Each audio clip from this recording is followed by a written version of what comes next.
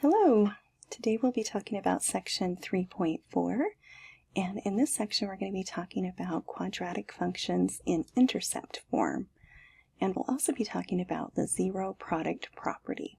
Alright, so let's review a little bit from what we talked about before down here when we're looking at a graph. You'll remember that we talked about this axis of symmetry, right? The line that divides that parabola exactly in half. And we also talked about the vertex. And the vertex point here is 1, -4. And remember, we also talked about how the axis of symmetry is part of that vertex. So if we're looking at our vertex, that x coordinate kind of helps us to know what that axis of symmetry is going to be, because the axis of symmetry always goes through our vertex. So our equation of a line for this would be x equals 1. That is the vertical line that cuts this parabola exactly in half. Alright, but today what we're going to be focusing on is this intercept form.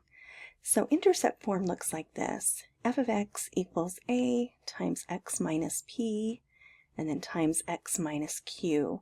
So those factors, x minus p and x minus q, are going to help you know where the x-intercepts are. And a, in the front here, controls the opening like we talked about before in vertex form. It does the same type of thing there. Now, intercept form is also known as factored form.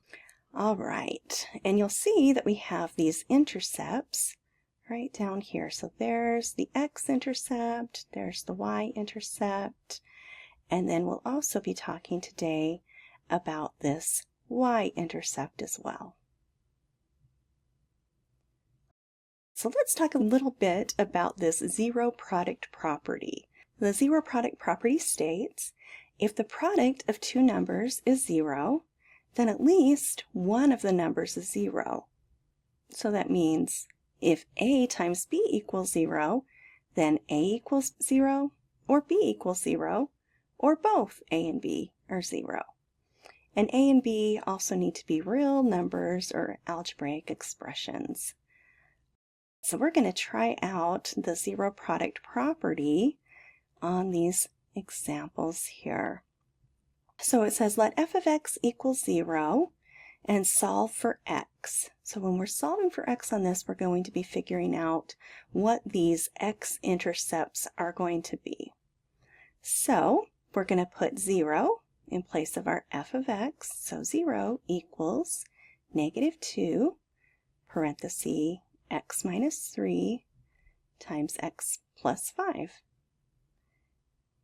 And then what we're doing here with the zero product property is we're setting each factor equal to 0 and solving it. So if I set each of these equal to 0, I've got the first one here is 0 equals -2. I've got x minus 3 equals 0. And I also have x plus 5 equals 0.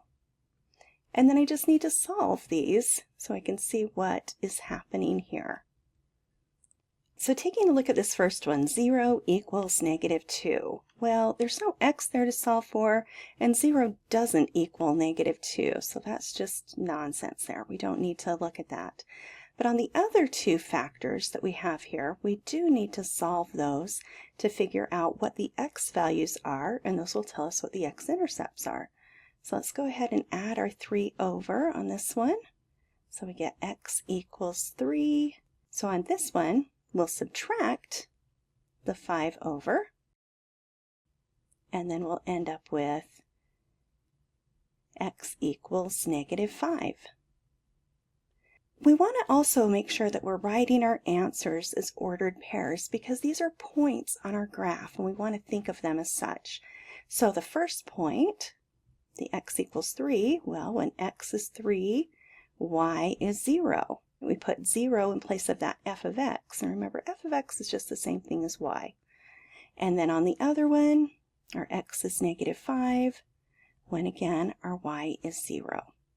So those are our two x-intercepts that we would have for that equation. Let's go ahead and try this one as well. So same kind of thing. Let's put 0, put that in place of our f of x, and then put each of those equal to 0 and solve. Okay, so again, on this first one, 0 equals 3. Well, again, there's nothing there to solve for, and 0 does not equal 3. But let's focus on these other two. So in this one, I'll start by adding the 7 over. So I get 2x equals 7. And then if I divide both sides by 2, I get x equals 7/2. And then on the other factor, when we set that equal to 0 and solve, we'll subtract the 1 over first. So 5x equals -1. And then if I divide both sides by 5, I get x equals -1/5. Okay, and again, let's write our answers as ordered pairs.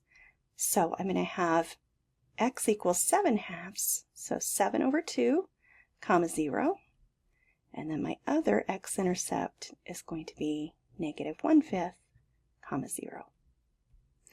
All right, now I found those two x-intercepts that we found for this equation, but those would be the x-intercepts that we would find when we graph it.